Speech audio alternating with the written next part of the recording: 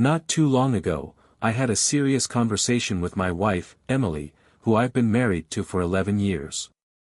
Unfortunately, the discussion ended with her in tears, which reminded me of a similar moment 3 years back when I was on the verge of losing my job. At that time, Emily, also known as Emma, was deeply upset when she found out I might miss our anniversary. She was so adamant that I come home, no matter what. Fast forward to now, and oddly enough, it's her who won't be around for our anniversary this time. I didn't try to argue or change her mind, though. Regardless of this situation, the past 12 years with Emily have been the best of my life. When we first crossed paths, she was 24 and just kicking off her career in sales. She came by our architectural firm to pitch advertising in some high-end magazines, which we definitely couldn't afford at the time. Among a group of people, I spotted this captivating woman with jet black hair. After chatting with my business partner, he helped me grab her attention, just long enough for me to ask her out. During our first meeting, she openly admitted that she knew we couldn't afford her services, but despite that, I fell head over heels for her. Our relationship blossomed over 6 months, and eventually, she moved in with me. At that point, she was transitioning from a more free-spirited, nomadic life into a stable office job. For months after that, we tied the knot and became husband and wife. Every single day, I still feel like the luckiest man alive for convincing her to marry me. Feeling a bit of urgency, I dialed up my boss once again. I've been with the company since its early days, back when we started with just 4 of us under Craig's leadership, building a name for ourselves by streamlining production across various sectors. "Craig, I know you're there. Please pick up," I practically begged into the phone. Finally, I heard his familiar voice. "Dan, I'm swamped right now." "What is it?" he replied, sounding rushed. "I'll keep it short," I said. "I'm heading out and won't be back until Monday." Craig sounded surprised. "Heading out? Where are you off to?" "I'm taking some time to celebrate my anniversary with Emily." "I'll be back Monday," I explained. "All right, have a good trip. Just don't forget to knock before you come back," he teased. I couldn't help but laugh. "You always know how to make me laugh," I said.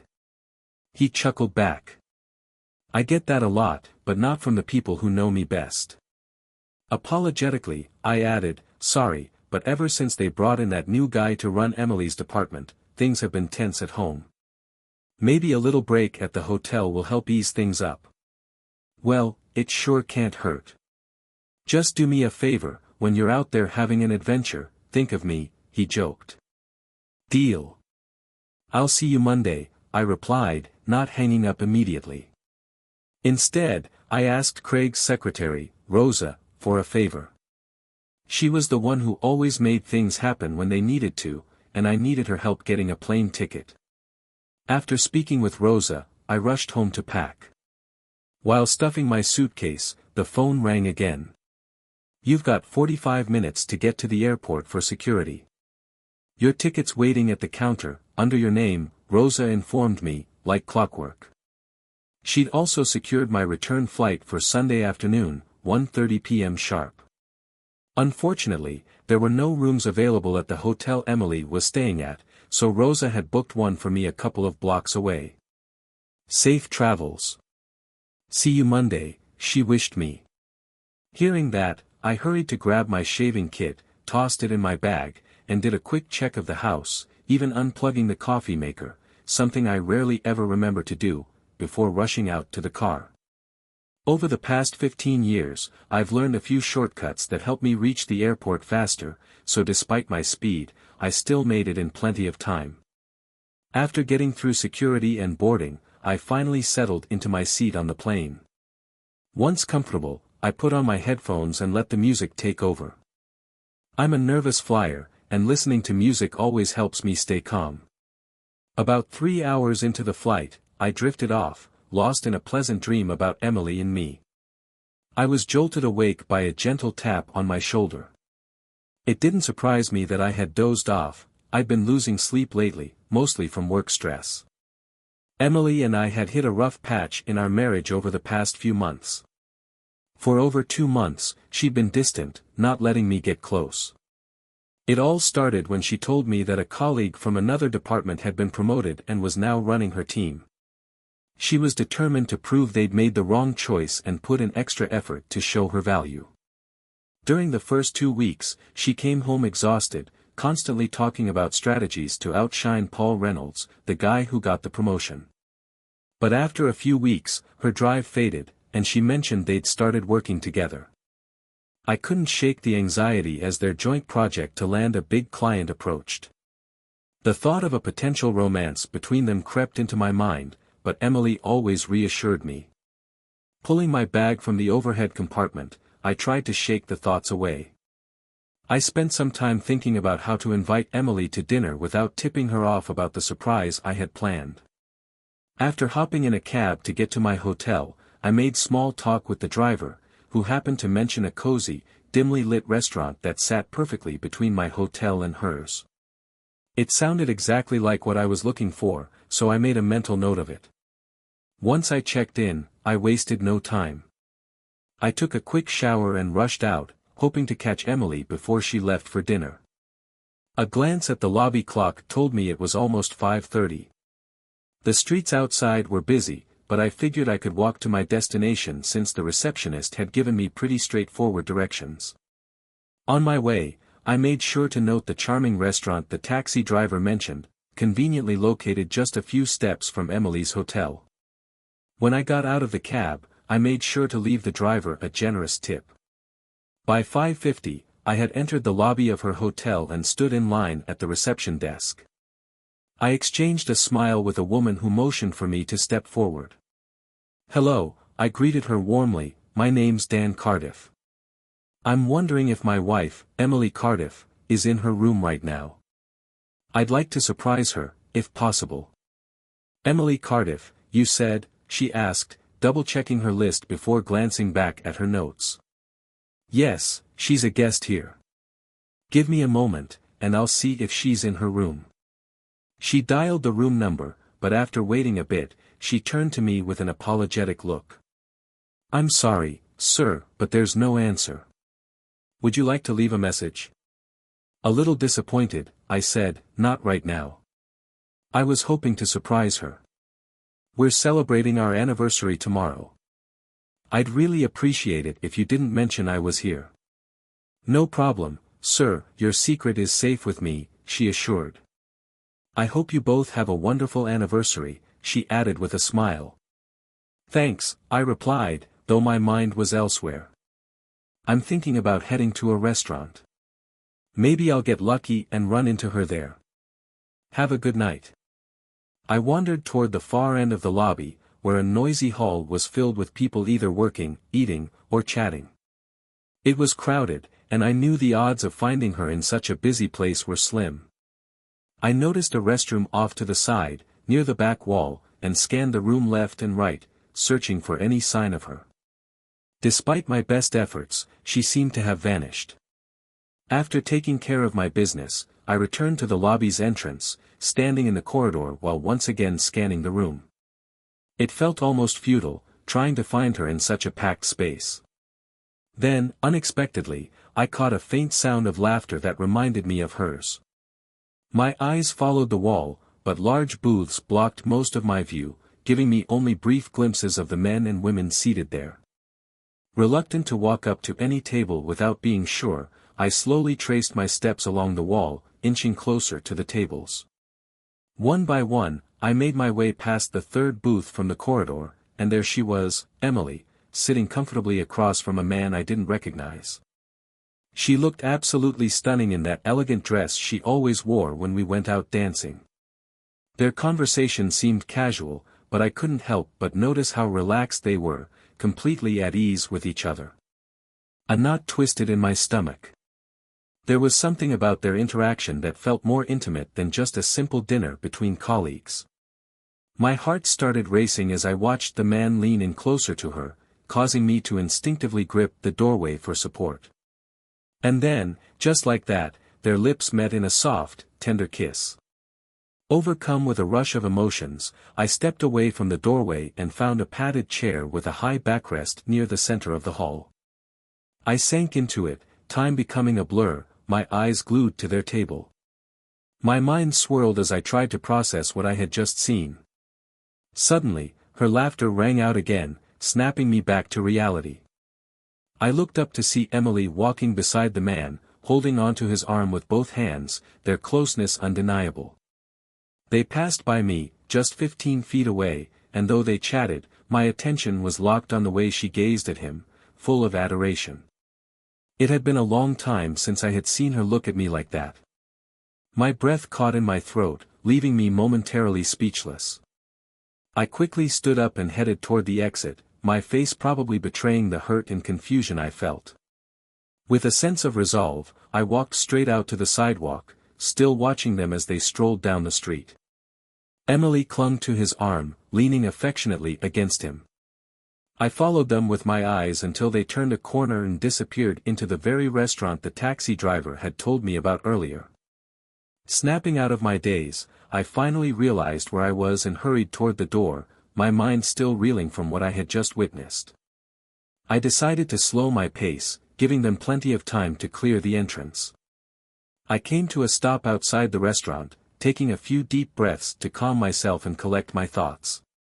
I knew the looks they had exchanged meant something, but I wasn't sure what it was, and I needed more clarity. Summoning whatever strength I had left, I pushed open the door and carefully entered, keeping close to the wall. Since there was no host at the entrance, I stood there for a moment, waiting for my eyes to adjust to the dim lighting. Scanning the room, I finally spotted them, sitting at a small table meant for two in the far corner. I crept along the wall, my fingers brushing it as I made my way to a small table nearby. Almost immediately, a waitress appeared behind me. "What can I get for you, hon?" "What'll it be?" she asked. Without looking up, I muttered, "Double scotch on the rocks, please." As I sat there, I couldn't help but overhear their conversation. The man leaned in toward Emily and said in a low voice, "Our meeting tomorrow isn't until 10 a.m., so we've got all night to celebrate." His words were intimate, quiet, but clear. Emily smiled and replied, "I'm glad you didn't let him guilt-trip you into going home. We wouldn't want to miss our 2-month anniversary for anything." "Can you believe it's been 2 months already?" she added, her voice tinged with excitement. "It could have been even longer," he said, a smirk on his face. "If only you'd accepted my offer at the end of my first week at work." She laughed softly. "I had to play the innocent girl with you, especially since I'm supposedly married," she added, shaking her head like she still couldn't believe how things had turned out. He chuckled and reminisced, "Marge told me you liked me from the start. We owe her big time, she practically brought us together." "We should do something nice for her," Emily suggested just as the waitress returned to serve their drinks. They lifted their glasses, toasting to their incredible 2 months together and the countless more to come. "I'll do whatever it takes," he said confidently as their glasses clinked. "There'll be many more," Emily replied with a smile.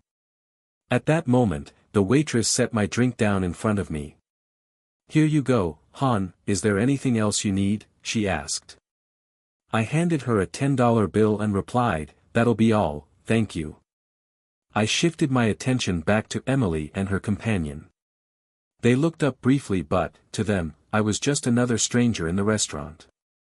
Emily must have caught his gaze lingering on me, because she turned around and locked eyes with me. With a calm but deliberate tone, I said, "You know, a guy should always carry a camera for moments like these." Her face went pale, her lips moved, but no words came out. 2 months, huh? What a special anniversary. I still remember my own, but after 11 years, it loses a bit of its novelty. I could see the shock on their faces as I continued, "Let's celebrate 2 months, it's a symbol of passion, isn't it? You two look like you deserve a gift, so here's my offering." I tossed my wedding ring in Emily's direction. Her eyes widened in disbelief just as the man, Paul, interrupted with an angry outburst. Sensing that if I stayed, things would get ugly fast, I turned to Emily, who was trying to calm him down. "Tell him how lucky he is that he wasn't in my home," I said coldly. "Please get in touch and let me know where you'd like your things. And if you're smart, you'll steer clear of my house." As I stood up to leave, I added, "Oh, and applying some ice to your nose might help with the pain." With that, I walked out of the restaurant, my heart pounding, and headed straight for the hotel. I moved briskly, determined to put as much distance between myself and them as possible. It's unlikely that Emily knew my current address, and after what I'd just said to Paul, I doubted she'd bother trying to find me. Once I reached the hotel, I rushed into the lobby and approached the front desk. "Excuse me, do you happen to have the contact information for any airlines? I need to book a flight as soon as possible," I asked the receptionist. "Of course, sir. Which airline would you prefer, and where would you like to fly?" she responded. After providing her with all the necessary details, she assured me she'd call my room as soon as the flight was confirmed. I headed back upstairs and began pacing back and forth, my mind racing, trying to make sense of everything that had happened. How could this be real? I thought. Maybe Emily had missed her true calling, she'd certainly mastered the art of deception over the years. But I couldn't stay in that room any longer. Grabbing my bag, I rushed back down to the lobby. The receptionist, who had just finished a call, gestured for me to come over. "Sir, if you leave now, you might still make the last flight out tonight. Registration closes in 30 minutes, but if you miss it, the next one is in 3 hours, she informed me. "Thank you," I replied, hoping I could rely on the local taxi drivers to get me there in time. After signing the hotel bill and receiving a warm smile from the receptionist, she said, "I'm sorry you had to cut your stay short. Please come back and stay with us next time." As I headed toward the exit, a flood of memories rushed through my mind, all of them hitting me at once. I quickly hailed a taxi from the lot outside. "I bet you $50 you can get me to the airport in under 30 minutes, I said as I slid into the seat. The driver grinned and replied, "You got it, boss." He turned out to be a real pro, getting me to the airport in just 20 minutes flat. I paid the fare, threw in an extra $150 tip, thanked him, and dashed toward the terminal. Reflecting on everything later, I realized I was still in a state of shock. I realized there was no need to rush, I still had a few minutes to spare after getting through security. I found a spot and waited for the boarding announcement. This time, unlike before, I didn't feel the need for music to occupy my mind. There were plenty of distractions around. Suddenly, a funny thought crossed my mind, and I had to stop myself from laughing out loud. I remembered how Emily's mother, Deborah, never really liked me. Deborah always had Greg, her husband, completely under her thumb. She treated him poorly, almost like he didn't matter, and it irked me to no end. She knew that, too. Once, she even accused me of cheating on Emily, claiming she'd caught me looking at other women while we were out together. That was just Deborah, always looking for something to criticize. As the flight went on, doubt started gnawing at me. I pulled out the photo I always carried with me, a picture of Emily and me, happy together. But now, as I stared at it, something felt off. The woman beside me in that photo suddenly seemed like a stranger. I glanced around to make sure no one noticed my unease, then returned my gaze to the picture.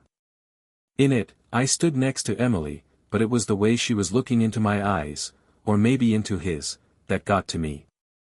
It filled me with doubt. You know, they say men don't have the best memory, but I've always considered myself an exception. Like most women, Emily would test me by asking, "Do you remember this, or, do you remember that?" And I always did.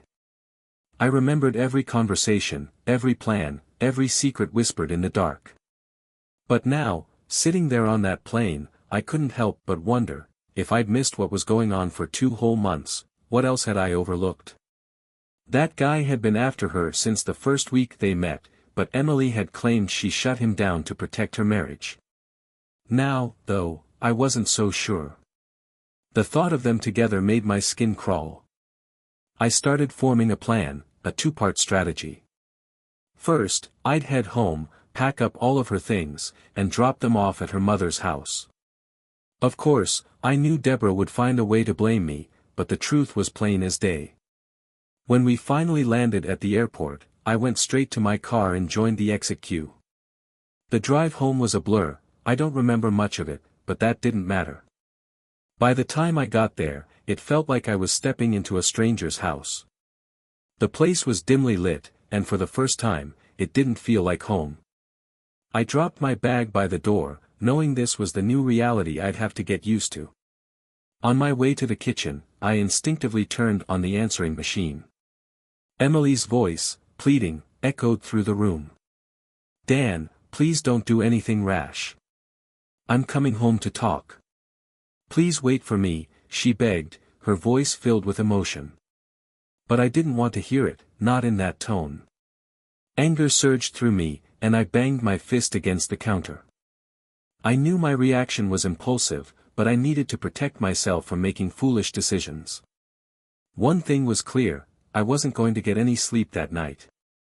I headed to the garage and started gathering up all the suitcases Emily had collected over the years. I picked out a large black one, along with a bag for her clothes. I brought them inside and began packing, going through her closet and stuffing clothes into the suitcase, repeating the process over and over. Then I turned my attention to the dresser. It had been so long since I'd seen her things neatly folded inside. For a brief moment, the ridiculous thought of grabbing some hot dogs crossed my mind, but I brushed it aside. I was supposed to take her stuff to her mom's place, but I didn't want to deal with any of them. So, instead of waiting for Emily to return, I decided to make my own move. I drove to the hardware store and bought new locks. When I got back, I realized I couldn't just leave all her stuff in the front room, so I loaded everything into the car and headed to Deborah's house.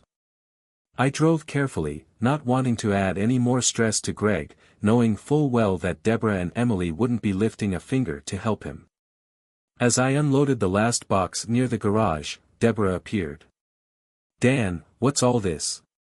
What's going on?" she asked, her voice filled with confusion. "Well," I started, trying to keep my tone calm, "Emily might need her clothes when she comes here. At first, I thought she'd take care of it herself, but I couldn't wait any longer. Her stuff was cluttering up the house." Deborah's face went pale, and she asked, "What do you mean, when she comes here? I thought she wasn't in town yet. Why would her things be here?" "Deborah, I'm not sure how she plans to handle things, but I figured she might stay with you for a while. Maybe she's thinking about moving in with the guy she's been seeing, but I can't say for certain. That's why I brought her things," I explained, noticing the color drain from her face even more. "What are you implying? How dare you accuse my daughter of something like that?" she demanded, her voice trembling, on the verge of hysteria. "She had to stay there for work, she'd never cheat on you." I could see she was struggling to accept what I was saying, but I had already seen the truth with my own eyes. I saw them together, laughing and looking so happy. They were celebrating their 2-month anniversary at a lively nightclub near their hotel. I had asked Emily again and again to come home for our anniversary, but each time, she said she couldn't. Determined, I caught the next flight to be with her, thinking I could surprise her. But when I arrived, I found them having a cozy, intimate dinner. The atmosphere was romantic, and I just couldn't bring myself to interrupt their special moment. I watched them, saw their tender kisses across the table, and I needed time to process what I was seeing. As they walked past me in the hotel lobby later, I almost said something. But then I saw her lean in, whispering something in his ear, and I froze. I couldn't bring myself to disrupt them. I needed fresh air, so I stepped outside, trying to clear my head. To my surprise, they left soon after and headed to the nightclub nearby. I followed at a distance, finding a table where I could sit unnoticed. I overheard her saying she didn't want to leave him on their 2-month anniversary, and he corrected her, saying it had actually been 3 months. That's when it hit me, if I was going to leave her, I'd have to make my move soon. I tried to stay inconspicuous, but I knew I needed some kind of evidence. After 10 years of sobriety, I took my first drink that night. It had been a decade since Emily expressed concern about my drinking, saying it could ruin our marriage. And yet, here we were. In a moment of irony, I took off my wedding ring and gave it to her, thinking it would be poetic for each of them to have something of their own. Honestly, I preferred the gift he gave her over the one I had. As I waited for her to return, knowing a confrontation was inevitable, I felt sure she'd show up at my doorstep sooner or later. When I told her what I knew, I wanted to shock her. "You're lying," she'd say. "How can you accuse your wife of 11 years of something like this? She's been so troubled by everything," she'd try to explain. But I wasn't going to refer to Emily as my wife anymore. "You might feel obligated to support her because she's your daughter," I told Deborah, "but I have no such obligation. I saw everything with my own eyes. For the last 2 months, I've been living alone while she's been with him. It's shocking to see how much she's changed since he came into her life." She looked me in the eye and lied for 3 months straight without a shred of guilt. I made it clear to Deborah that Emily wasn't coming back to my house. "If you think I'll let her back, you're more foolish than she is," I told her. "But that's your issue to deal with. I've decided to cut my losses. Emily clearly has strong feelings for this guy, and he can have her. They don't need to sneak around anymore.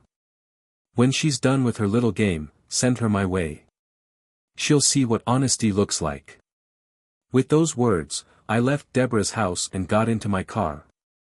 Feeling restless, I wandered around the house for hours, aimlessly, until I found myself in the garage. I set up a small corner, turning it into an impromptu workspace, trying to occupy my mind. Suddenly, the sound of the doorbell interrupted my thoughts. Curiosity got the better of me.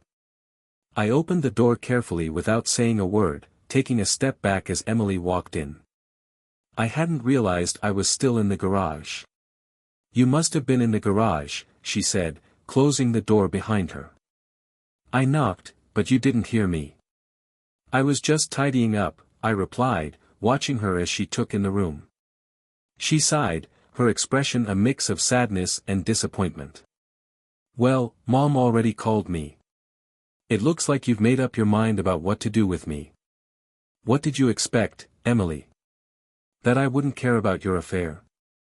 I asked. She hesitated, then said, "I wasn't thinking clearly. At least, not rationally." I felt the weight of everything she said and didn't say. "That's the problem, Emily. All I've done is think. I had no one around to distract me from my thoughts. No one to go out to dinner with, no one to visit clubs with, no one to whisper in the dark. All I had was a woman who could look me in the eye and lie, living under the same roof, sharing my food, my life, and then being with someone else behind my back. It's not a pleasant image, is it?" She looked down, avoiding my gaze. "Are you really ready to throw away 11 years of our life together? Did you even stop to think about that? Or did it even cross your mind to ask me how I felt about it, Emily?" She finally responded, "Would it have bothered you if I had a real relationship with someone else instead of just playing games?" I paused, reflecting on her words. "That's the question, isn't it? But it doesn't matter anymore. You and the man whose name I don't even care to remember are free to do whatever you want now. No more arguments about who we're spending anniversaries with." Emily looked at me, her eyes searching for understanding. "I think I get where you're coming from," she said quietly. "Do you, Emily? Because I'm not so sure you do. To you, this was just an affair. Maybe you found a way to justify it in your mind. Maybe you even found a way to shift the blame onto me. Is that it, Emily? Was it something I did that pushed you into his arms?" She shook her head. "No, Dan. I don't blame you for this. It just happened." I shook my head in disbelief. An affair for 2 months doesn't just happen. It takes effort, secrecy, planning. And let me tell you something, you've played the part well.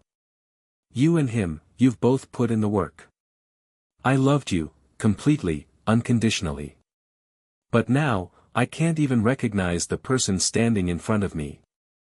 I can't even imagine how it feels to laugh about cheating on me, and that tearful phone call last night. Quite the performance. Honestly, maybe you should consider a new career, because that act could easily outshine the last 3 Oscar winners. I even had a brief moment of uncontrollable laughter, just a quick outburst before I managed to stop myself. I don't know where it came from, but one thing is clear, there's no way you love me if this is how you treat someone you claim to care about. Spare me your anger, she shot back. How can you believe I don't love you after 11 years? Listen, Emily, since you like asking questions, let me throw one at you, I said. Given your introspective nature, you know how you usually react to different situations, right? Now, imagine this, I had an affair with another woman. It was just a one-time thing, not a long-term betrayal. How do you think you'd react? She leaned in and replied in a soft tone, honestly. I would have asked you to leave and started divorce proceedings immediately. I nodded. Thanks for being honest. I figured you'd react that way. I even imagined you might throw something at me, I added, half smiling. She gave me a faint smile back, perhaps. Now imagine this, I continued. For almost 3 months, every day we spent together meant nothing to me. It was all an act, a facade to make you believe everything was fine, when in reality, my heart belonged to someone else. I'd leave you each day to spend time with my mistress. Could you really believe I still loved you after nearly 13 years? I looked her straight in the eye. Show me some confidence, Emily. It's as if you're pretending none of this matters. The time we spent together wasn't just casual talk, she said quietly. It meant something to me. I enjoyed being with you. Do you remember the last time we were actually close, Emily? When was the last time you initiated a kiss or acted like my wife? Because after what I've seen and heard, it's hard for me to believe that you love me. She started to speak, but I cut her off. I'm not naive, Emily. I overheard you and Marge talking about Paul as soon as he started at the office. And the cherry on top. You two planning a gift for her because she played matchmaker between you and your new man. Seems like you've already found your next bridesmaid.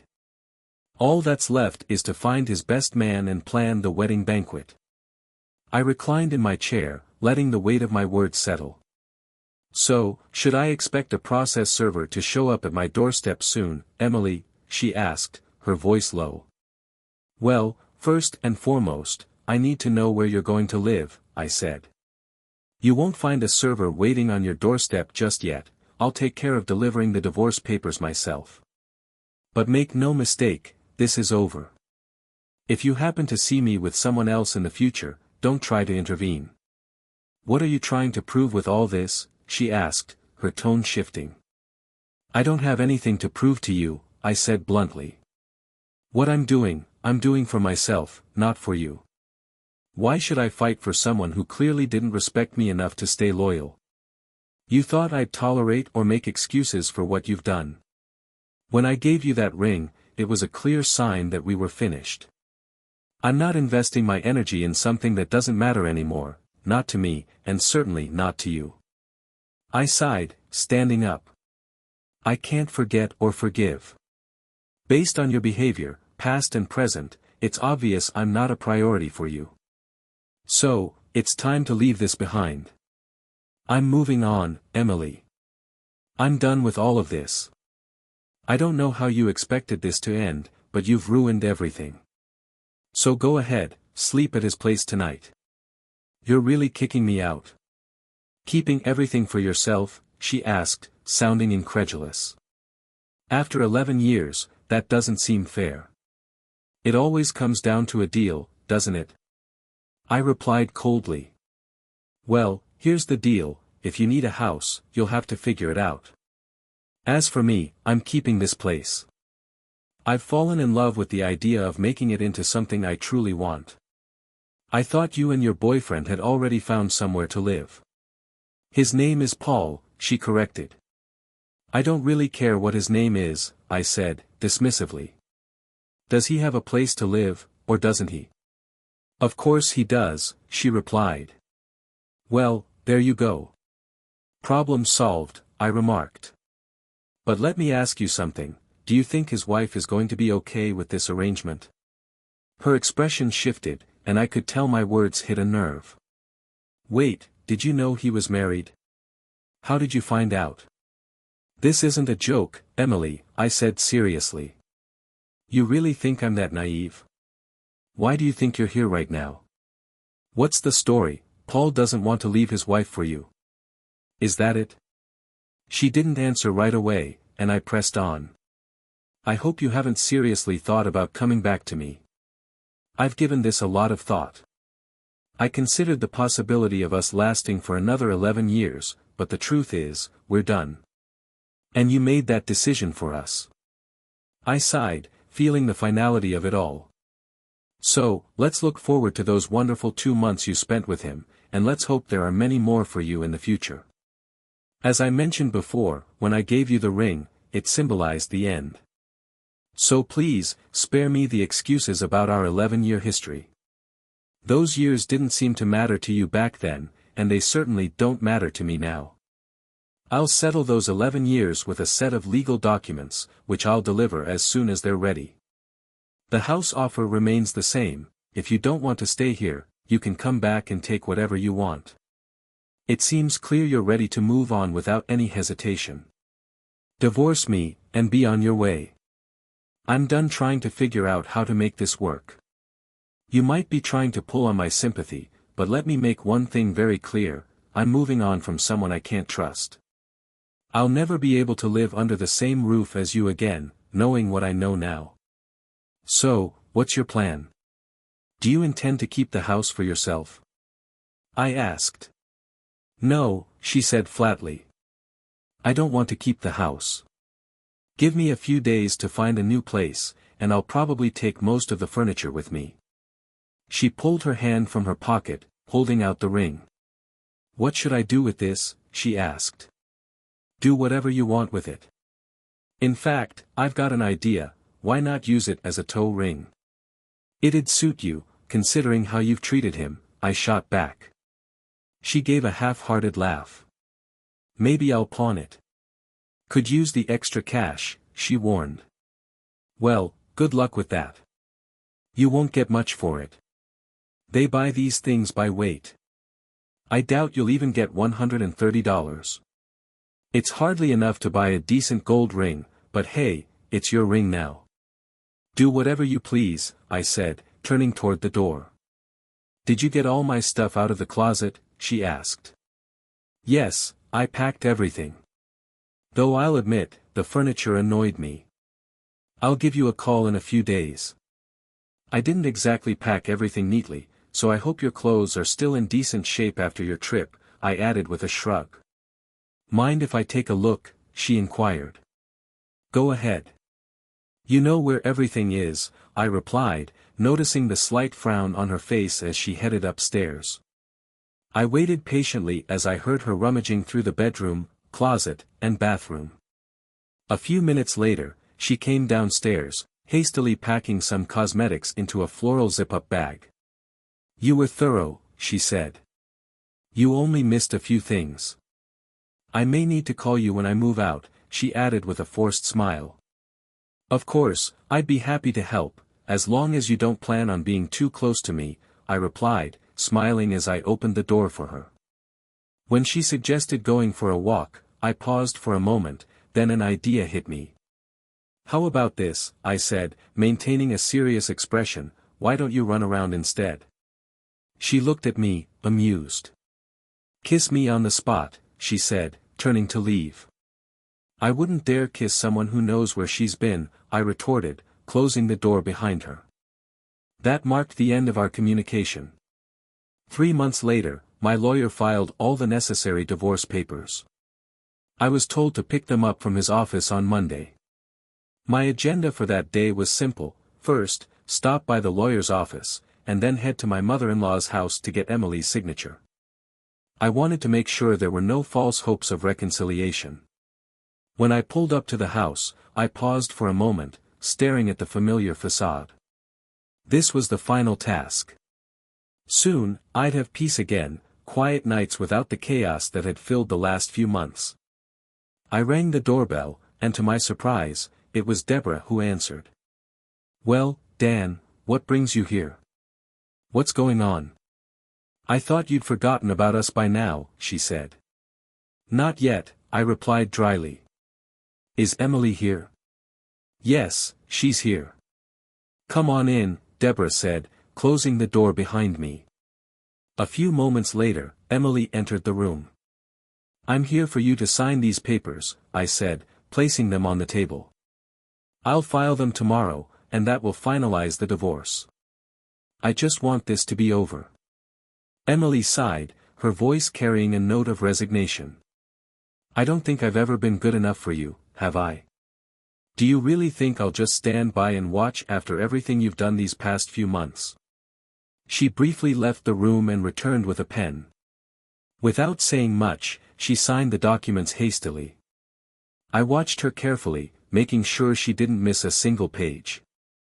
When she finished, she slammed the pen on the table and stuffed the papers into a manila envelope. "Free now," she muttered. "Thanks for signing," I said, standing up.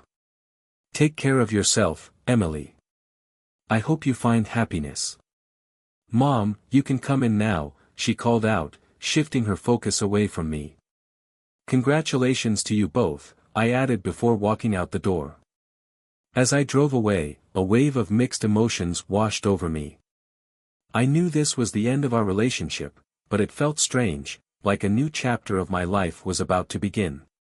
A month later, our divorce was finalized, signaling the start of something completely different for me. Not long after, I received unexpected news from Emily's father. He told me that after our divorce, Emily had asked Paul to leave his wife and marry her. But Paul refused. He made it clear that while their relationship had been physical, he didn't have any romantic feelings for her. That revelation hit Emily hard. She had to come to terms with the fact that she would have to continue life without me and without him. According to her father, Emily moved back in with her parents and was searching for a new job after being disgracefully let go from her previous one, just like Paul, thanks to me. Her father mentioned that Emily was deeply unhappy. She'd had a few encounters since then, but they were mostly with married men or men with questionable reputations. Her choices in relationships led her down a dark path, and now, it seems, she's dealing with a psychiatric illness as a result.